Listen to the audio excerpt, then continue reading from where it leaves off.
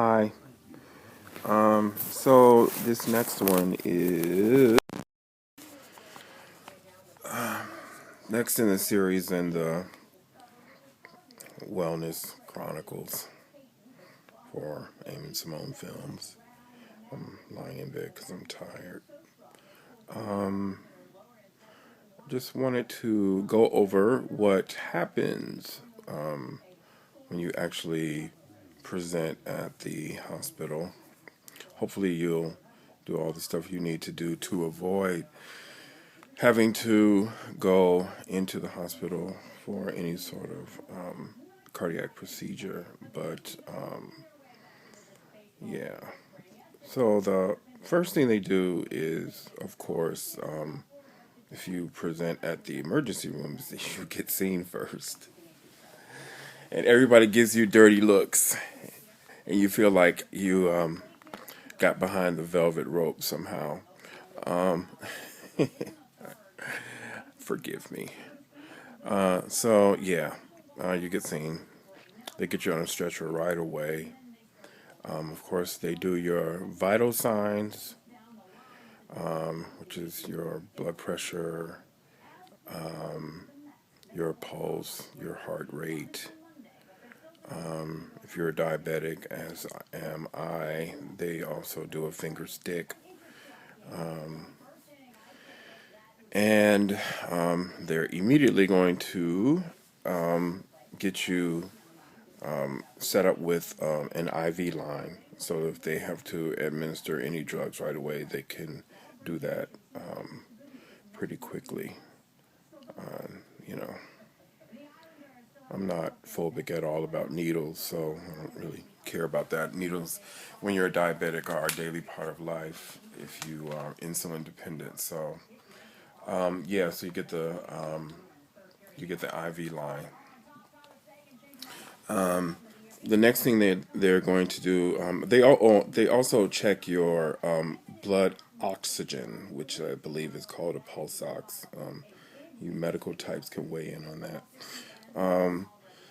So they want to know how much oxygen is actually in your blood.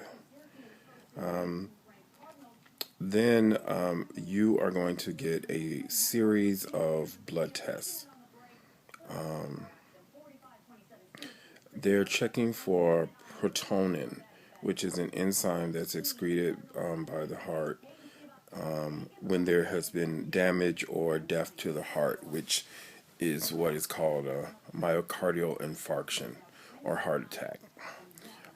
Some people don't like to characterize it as a heart attack because a heart attack, some people say that means that part of the heart has died, in fact, and there is now scar tissue forming. And a heart event means that there were parts of the heart that were not necessarily functioning correctly for some of the same reasons or maybe for other reasons, because I mean there's all kinds of things that can go wrong with the heart. And of course this is, this is all layman stuff and my personal experience, so talk to your doctors and read. So I never had any permanent damage to the heart, so I'm very fortunate about that. So they're checking for protonin, this enzyme that is excreted when the heart is damaged or dies, and there can be a lot of it in the blood if the heart has been damaged or some part of it has died. And they're going to take that every 8 hours to see if it's increasing or decreasing. And that really is probably one of the most significant markers, early markers of if you've had a heart attack or not. So hopefully they come back negative. The next thing they're going to do, this is all leading up to the big diagnostic event. Okay, so the next thing they did was, and in my case, was EKGs, quite a few series of those. And I have always had some irregularity in my EKGs, but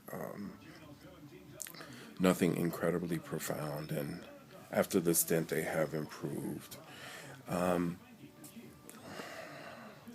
So EKGs, then echocardiogram. That's a fairly non-invasive procedure. They just basically put a little water-soluble jelly on your belly in different parts to, I think they're checking for heart function more than blockage or anything like that. I'm not sure you can see blockage on an echo cardiogram, but they want to know the function. So make sure all the valves are working right. And again, that's a pretty non-invasive procedure. It is, if you have a gentle tech, then it'll be just pretty painless. You just have to lie still on your side, and the wand that they use, it's just it's no biggie, no blood, no, it's not invasive.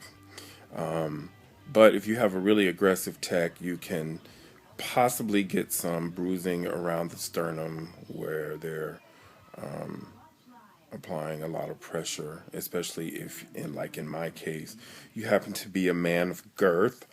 Then it's a little bit harder to get the correct results. So they have to push a little harder and kind of get in there, you know. Yeah, so that procedure lasts, maybe 20, 30 minutes. It's no biggie. The next thing that I had, procedure, diagnostic procedure that I had was the nuclear imaging. So, and nuclear imaging plus a stress test, exercise stress test. There's a couple of kinds of stress tests they can do. They can give you the nuclear. First of all, the nuclear imaging is when they inject radioactive isotopes. Isn't that sexy? I love that. Radioactive isotopes. I think that's going to be my drag name. Radioactive isotopes in your blood, so they can take pictures of your heart. And these are pretty defined pictures. Yeah, so it's called nuclear imaging. And the stress test part of it, they can either do two ways. There is an exercise stress test where they put you on the treadmill. And I use the treadmill a lot, actually. But girl, it's not the same. You be wanting to die. You'd be like, please, just let me get back on my treadmill. But it's cool. So they want to check how stressed your heart gets, ergo stress test, and how quickly you recover, and if there are any changes in your EKG while you're doing it. There is a resting stress test, which is chemically induced, where they give you something that's going to increase your heart rate to find out basically the same things to see if there's any changes in the EKG. So that's the nuclear imaging and stress test.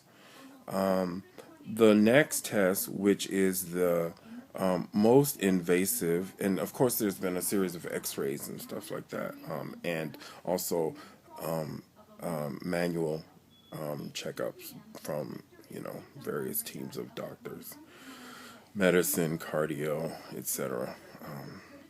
But the next thing is the cardiac catheterization. Oh, and by the way, the nuclear imaging is a 2-day test. Ugh, God. So hopefully, if you ever have to do it, you'll be able to do it outpatient. Take headphones, take books, stuff like that. And I I was too upset about the 2-day test to quiz them on why it needed to be 2 days, but I think it had to do something with the amount of radiation that they can give you at a time. Because I guess it would be kind of like taking two doses of chemo. That's just my speculation. So, the next test is the cardiac catheterization. And the cardiac catheterization is probably one of the most definitive tests, save for opening your chest and going in and taking an actual look at your heart. The cardiac catheterization is arthroscopically administered, so that they cut a little incision in your arm or in your groin. And they snake a scope up to your heart. And the best thing about the cardiac catheterization is that not only is it a diagnostic tool, but with that you can use a balloon to blow up any plaque buildup, to open the artery. Plaque meaning cells and cholesterol. So they can use the balloon to blow it up, and they can also insert a stent. And I have the stent information, but I might post that at some other point. But so that's what I had, and they administer what's called a I'm sorry, conscious sedation. So you don't feel anything, some pressure, some heat, some warmth. Luckily, I had cute doctors, and of course I was flirting wildly. And having this nice little doctor rub my belly, that wasn't the worst thing that could have ever happened to me. Whore. But yeah, I was awake for the whole thing. I saw it all. Some people are really squeamish about that kind of stuff. I'm actually kind of interested in that stuff, so I thought it was fun to be able to see the whole thing. And yeah, so that was the cardiac catheterization. You have to lie still after the cardiac catheterization for 6 hours, because any movement you have to be what's the medical term, supine, flat, because if you don't want to put any pressure on the incision, and especially if it was at your groin. So you just kind of have to lay still, and they seal it with either a suture or a sealant.